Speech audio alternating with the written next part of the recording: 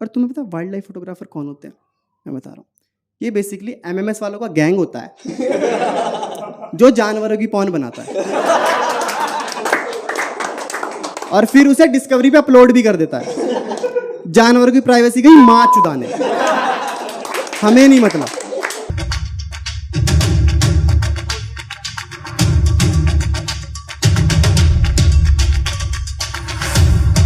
तुम सबने विजय माल्या का नाम सुना है? सुना ही होगा सब। तो विजय माल्या को सब लोग कहते हैं कि चोर है, ये है, वो है, पर मुझे लगता है भाई है बहुत ज़्यादा टैलेंटेड बहुत ज़्यादा टैलेंट है उसमें।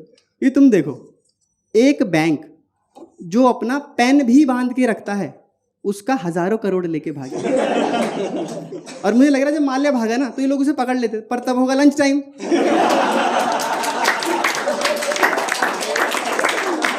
ये है प्रॉब्लम।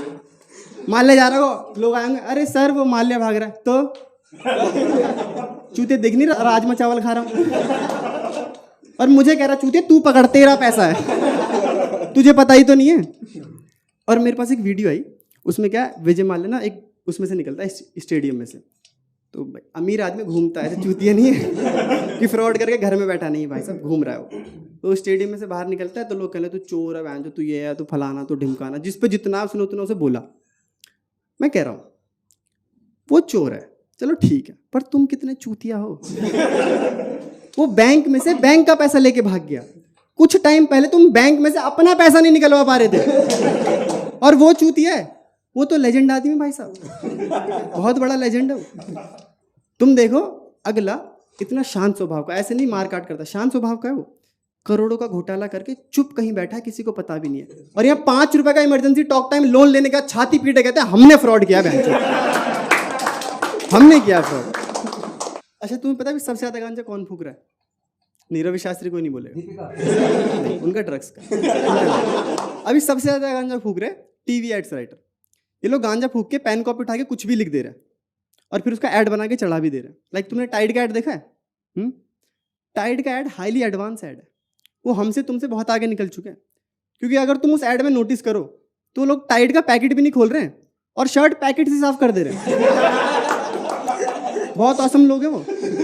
उस ऐड में क्या होता है, एक औरत ऐसे शर्ट पहन खड़ी होती है और कहीं से टाइड का पैकेट उड़ के आता है, उसमें लगे हुए जीपीएस ट्रैकर, वो गंदे कपड़े खुद ढूंढ ले रहा है और शर्ट पे पैकेट लगते ही शर्ट पूरी वाइट, जादू।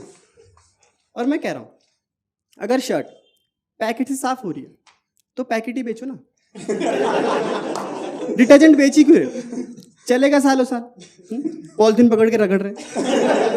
ये लोग ऐड बनाने से पहले खुद भी नहीं देखते क्या?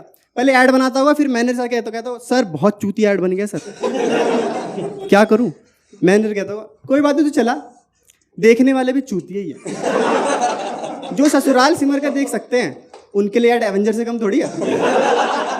इनका बस नहीं चल रहा ना ब्लैक विडो से कपड़े धुलवा दें। तो इमेजिन करो ब्लैक विडो कपड़े धोती कैसी लग रही है। और मुझे वो ऐड देखने के बाद पता चला कि मैं आज तक गंदी शर्ट पहन रहा था, क्योंकि हमारी शर्ट तो कभी इतनी वाइट नहीं हुई। हाँ नीली जरूर हुई है, क्योंकि अगर 2 मिनट ना देखो तो मेरी माँ उसमें उजाला मिला देती थी। And then I realise why Ujala tagline is सफेदी तुझे सलाम, क्योंकि सफेदी तो गई, अब सलाम ही करोगे ना। हर शर्ट को मेरी माँ नीला करती थी, हर शर्ट को। बस जब मैं पहली बार लाता था तभी रेड ग्रीन या येलो पहनो, फर्स्ट वॉश के बाद बस नीला नीला। सबको लगता था मेरा एक ही शर्ट है जिसे मैं धो के पहनता रहता हूँ। एक दिन तो मेरी माँ शर्ट धोने में लगी हुई और फिर शर्ट दिखाई कहती है बेटा देख इससे सफेद नहीं हो पाएगी। मैंने कहा माँ इतना कर दिया वो बहुत है, क्योंकि ये ब्लैक शर्ट थी। जब माँ कपड़े धोना शुरू करती है ना भाई साहब, तो कपड़ों के धागे अपने रंग छोड़ जाते हैं, गिव अप मार देते कि इससे ज्यादा नहीं ठहर पाएंगे भाई साहब। और देखो प्रॉब्लम ये नहीं है कि मॉम ऐसा कर रही है, प्रॉब्लम ये है कि मॉम को जरा भी रियलाइज नहीं है कि वो क्या कर रही है। उनको अंदाजा ही नहीं कि ज़ारा का पालिका बाजार कर चुकी हैं। उल्टा वो इस चीज को लेकर एक्साइटेड रहती है। पहले अच्छी खासी शर्ट का पोछा कर देंगे, फिर कंधे से लगेंगे बेटा देख तुझ पे बहुत अच्छी लग रही है, पहन जा। मैंने कहा माँ मुझ पे अच्छी लग रही है, तुम्हें लग रही है क्योंकि तुम माँ की आंखों से देख रही हो, बाहर मादर चोद वाली आंखों से देखते हैं। कुछ ढंग का पहनना पड़ता है। इसलिए नहीं पहनूंगा। और मुझे डेटॉल का जो ओनर है ना, मुझे लगता है उसको फांसी दे देनी चाहिए। पता है क्यों? क्योंकि रोज करोड़ों जर्म्स को मार देते हैं। वो लोग खुद कहते हैं कि हम 99.9% जर्म्स को मार देते हैं। कितने बुरे लोग हैं। Sorry, it's a good word. But her story के दो साइड होते हैं। एक साइड ये लोग 99.9% जर्म्स मार रहे हैं, बहुत अच्छी बात है। लेकिन दूसरी साइड इन पे 0.1% नहीं जर्म्स मर रहे। नहीं मतलब प्रॉब्लम क्या है? गोलियां खत्म हो जा रही है सोप की। सोप के गार्ड जाते होंगे, पूरे 99.9% जर्म्स खत्म, और गोलियां भी। फिर आते होंगे 0.1 वाले, और क्या चूती? हाँ, वो हम आपको मारने आए थे। ओ हम वो चूतिया 90.9 वाले की तरह नहीं है, समझ गया? हम वो 0.1 है जो सेवलॉन और लाइव किसी पे नहीं मर रहे। औकात में रह के बात करो, नहीं तो चाचा कोरोना है हमारे।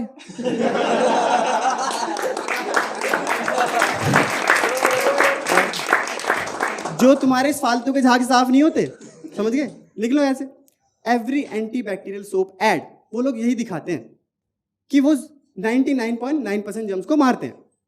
इसका मतलब वो 0.1% जर्म्स कभी मरे ही नहीं, तो हमारे हाथ में ही होंगे ना। तो पहले उन्हें मारना चाहिए था। नहीं, उन्हें नहीं मारा, हैंड वॉश लॉन्च कर दिया। इट्स सेम लाइक सर दर्द की गोली बन नहीं रही है और छाती पीटे कह रहे हैं हम बनाएंगे कोरोना की वैक्सीन। वैसे पता नहीं किसकी बात कर रहे हो। छोड़ो, बता रहे प्रॉब्लम हो जाती। और तुमने हैंड वॉश का ऐड देखा? कितना चूती ऐड बनाया हो। हैंड वॉश के ऐड में क्या दिखाते हैं? एक बंदा हक के आता है, जब वो धोता है दिखाते हैं कि गांडे कीटाणु हाथ पे आ गए।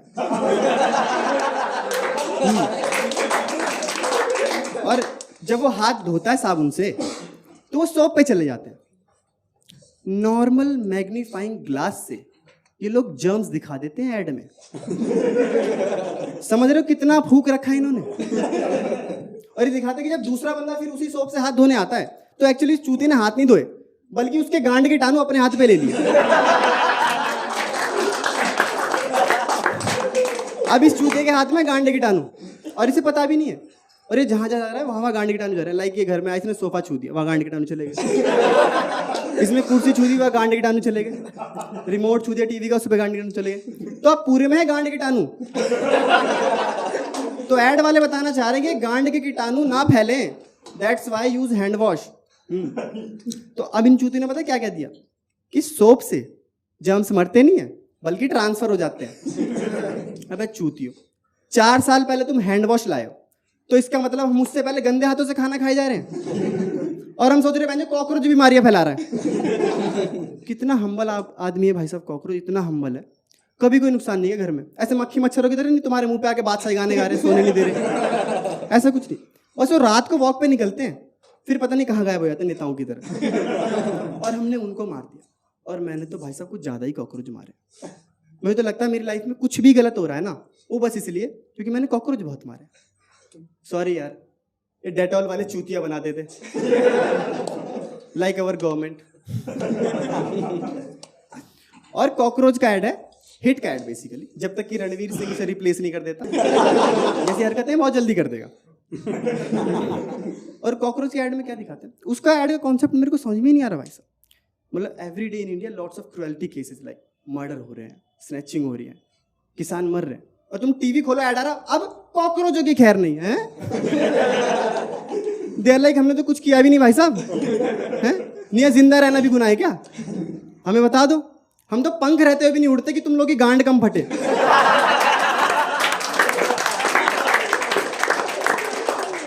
और तुम लोग हमें नहीं यार, सब में बहुत हम्बल है कॉकरोच। कॉकरोच इतना हम्बल है ना, फिर मेरे समझ में नहीं आते लड़कियां इनसे क्यों डरती हैं। बहुत डरती है लड़कियां कॉकरोच से। एक बार मैं अपनी गर्लफ्रेंड के घर बैठा हुआ था, जॉब एक्स हो गई, तुम ऐसे ही बातें कर रहे थे। वैसे तो बाद में पता चला कि वो तो बस ऐसे ही बातें कर रही थी। और देखो, जब 4 लौंडे बैठते हैं ना, 5-6 लौंडे बैठते हैं, बेफिजूल की बातें करते हैं, 2 घंटे बात करेंगे, उसका रिजल्ट क्या निकलेगा? लंड। कुछ भी नहीं, बेमतलब बकचोदी कर। पर लड़कियां काम की बातें करती हैं। तो मेरे से उन्होंने पूछा कि तुझे क्या बनना है? मैंने कहा मुझे तो कुछ भी बना दो, जैसी हरकतें हैं एटीएम के बाहर गार्ड भी लग जाऊं, बड़ी बात है। और मैंने कहा तुझे? कहती एक्चुअली आई लव नेचर। एक तो हर बात पे इतना इतराना क्यों, मुझे समझ में नहीं आता। हर बात से फेशियल एक्सप्रेशन और हैंड गेस्चर मैच होना चाहिए भाई साहब, तभी बोलेंगे। ऐसे लौंडों की तरह नहीं, दोनों हाथ ऐसे करके चूते की तरह बोले जा रहे हैं। लड़कियां नहीं बोलती भाई साहब ऐसे। तो कह रही I love nature and animals, so मुझे तो वाइल्ड लाइफ फोटोग्राफर बनना है। और तुम्हें पता वाइल्ड लाइफ फोटोग्राफर कौन होते हैं? मैं बता रहा हूँ, ये बेसिकली एमएमएस वालों का गैंग होता है जो जानवरों की पॉर्न बनाता है और फिर उसे डिस्कवरी पे अपलोड भी कर देता है।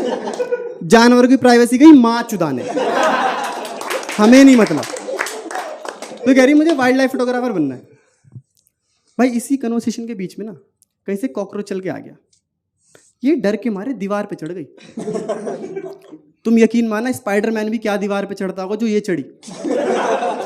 मैंने कहा यार ये तो कोई बात नहीं, ये तो कॉकरोच है, वहां तो मगरमच्छ होंगे हैं। नहीं मतलब कुछ तो प्रोफेशनल बने यार। तुम देखो कि अगला चुड़ैल देख के नहीं डर रहा।